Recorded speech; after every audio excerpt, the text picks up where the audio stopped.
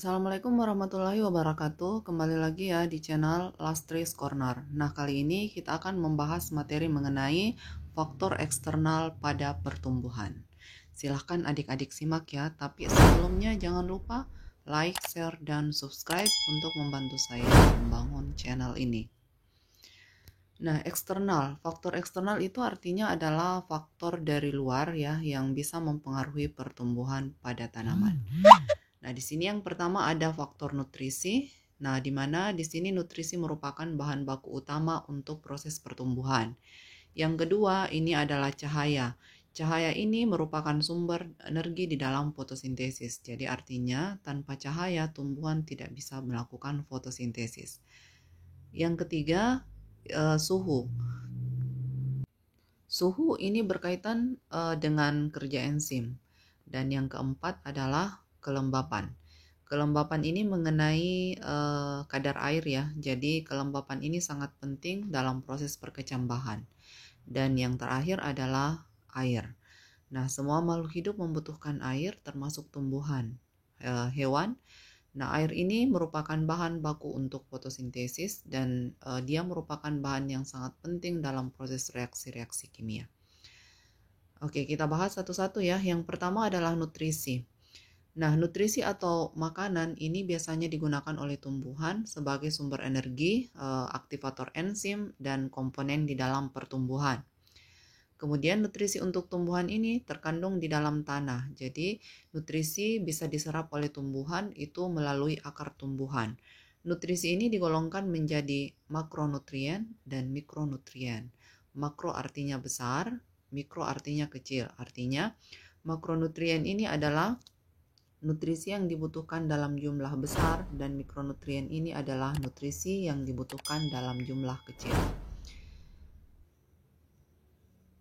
Nah, salah satu cara ya untuk memberikan nutrisi pada tanaman itu dengan pemupukan.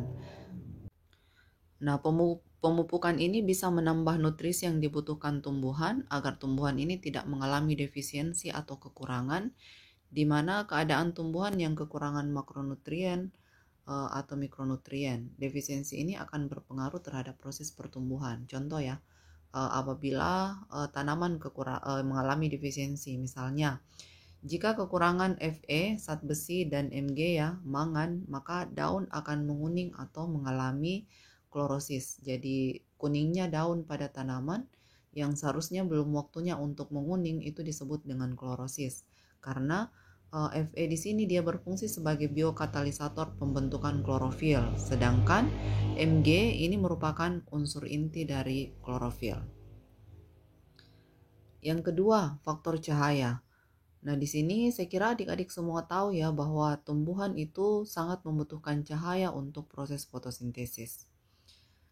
Nah, di sini bisa diperhatikan tumbuhan yang melakukan fotosintesis yang membutuhkan cahaya matahari. Cahaya ini berfungsi sebagai sumber energi yang digunakan untuk proses fotosintesis dan juga berperan sebagai proses pembentukan klorofil. Artinya, tanpa cahaya, tanaman tidak bisa membentuk klorofil. Walaupun mungkin terbentuk, tapi pembentukan klorofilnya tidak maksimal. Nah, cahaya ini juga dapat menghambat pertumbuhan karena bisa merusak kerja hormon auksin. Jadi, apabila auksin terkena cahaya, maka dia akan terurai dan akan berubah menjadi senyawa yang bisa menghambat pertumbuhan apabila terkena cahaya.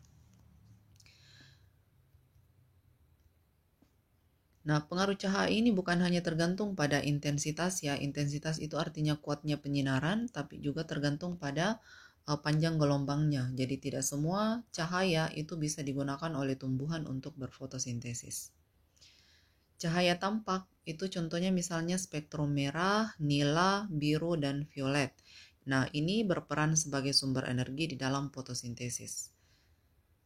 Cahaya inframerah itu panjang gelombangnya sekitar 730 nanometer. Ini berfungsi untuk menentukan suhu lingkungan. Jadi biasanya dia hanya akan meningkatkan suhu lingkungan.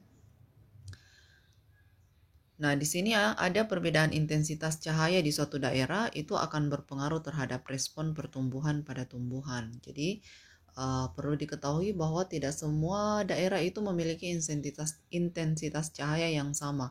Ada yang kuat, ada yang tidak. Nah, kemampuan tumbuhan untuk merespon perubahan intensitas cahaya dan panjang penyinaran ini kita sebut sebagai fotoperiodisme. Jadi foto itu artinya cahaya. Nah, fotoperiodisme ini dikendalikan oleh pigmen yang mengabsorpsi warna atau yang menyerap warna yang kita sebut sebagai fitokrom. Jadi fitokrom ini adalah pigmen warna. Nah, di sini ada klasifikasi tanaman ya berdasarkan fotoperiodismenya. Nah, adik-adik bisa lihat gambar di sini ada short day plant, dan long day plant. Jadi tanaman berhari pendek dan tanaman berhari panjang. Nah, untuk tanaman berhari pendek ini merupakan tanaman yang berbunga ketika periode gelapnya lebih panjang daripada periode kritis dan waktu terangnya lebih pendek daripada waktu gelap. Jadi bisa diperhatikan pada gambar ya. Di sini contohnya adalah stroberi, dahlia, aster, dan krisan. Jadi di sini dia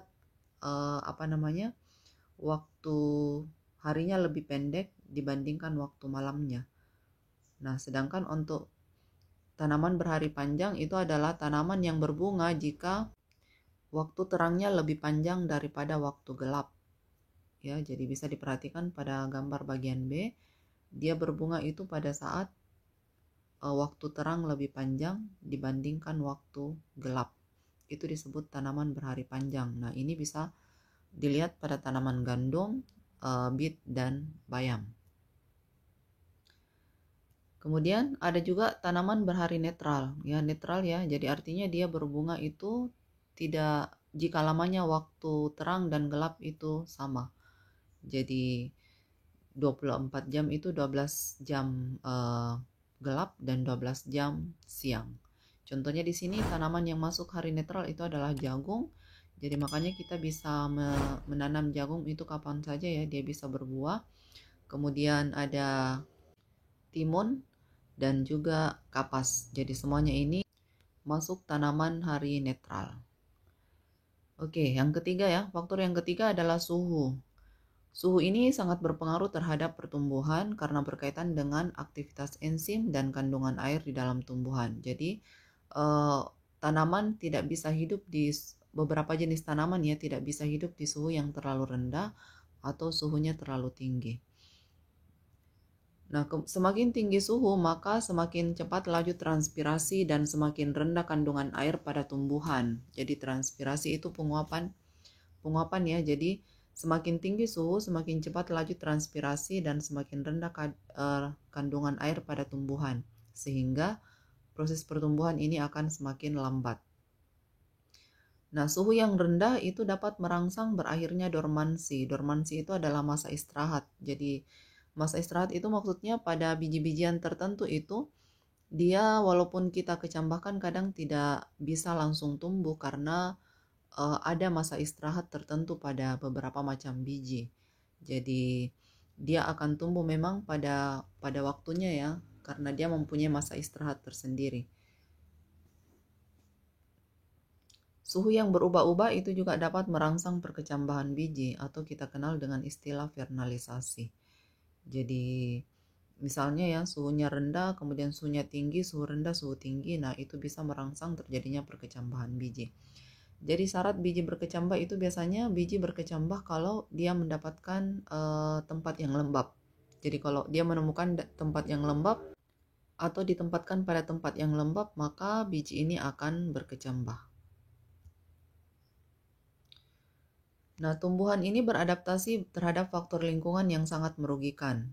Beberapa tumbuhan tidak melakukan aktivitas jika kondisi lingkungan misalnya airnya, temperaturnya atau suhunya atau cahayanya tidak memungkinkan, maka tumbuhan itu akan mengalami dormansi. Jadi mereka akan istirahat untuk sementara dan biasanya dia akan tumbuh kembali pada saat kondisi lingkungan memungkinkan. Makanya kadang kita heran ya pada musim kemarau itu rumput semuanya seakan-akan mati.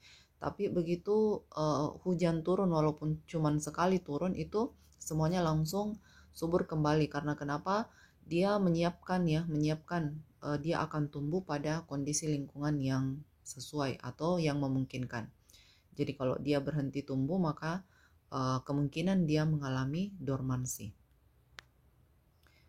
Yang keempat adalah kelembapan.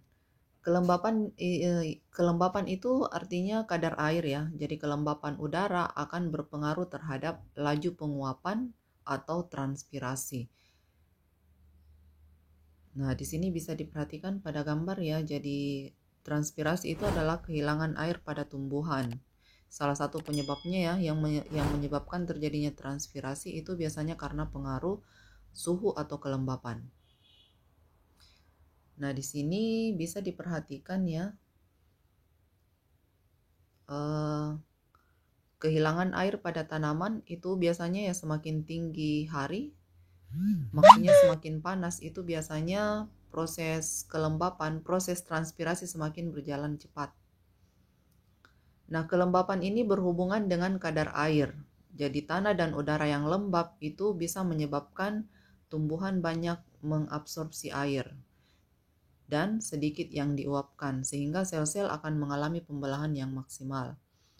Walaupun ada juga tanaman yang tidak tahan kalau kelembapannya terlalu tinggi. Jadi ada tanaman yang memang cocok untuk kelembapan yang rendah. Yang kelima adalah air ya. Yang terakhir adalah air. Air ini mutlak ya digunakan untuk seluruh makhluk hidup. Jadi termasuk tumbuhan. Nah, air di sini berfungsi sebagai media reaksi kimia di dalam sel. Jadi dia berfungsi sebagai pelarut dan juga dia menunjang proses fotosintesis dan berfungsi untuk menjaga kelembapan. Jadi yang menyebabkan lembabkan air ya, jadi membantu ya, sangat membantu proses perkecambahan. Kandungan air di dalam tanah ini akan berfungsi sebagai pelarut unsur hara sehingga itu dengan mudah, unsur hara ini dengan mudah diserap oleh tumbuhan. Nah, ini contohnya ya bagaimana tumbuhan membutuhkan air. Jadi dia akan menyerap air dari akar, kemudian akan dibawa menuju daun. Di daun air ini akan digunakan untuk proses fotosintesis ya. Jadi di daun ini air akan digunakan untuk proses fotosintesis. Air diserap oleh akar tumbuhan dan dikirimkan ke daun, tempat daun melakukan fotosintesis. Ya, semoga adik-adik paham ya penjelasan tadi ya mengenai faktor eksternal pertumbuhan. Jika ada yang kurang jelas silahkan ditanyakan melalui kolom komentar. Sekian, sampai jumpa di pertemuan selanjutnya mengenai faktor internal pertumbuhan. Assalamualaikum warahmatullahi wabarakatuh.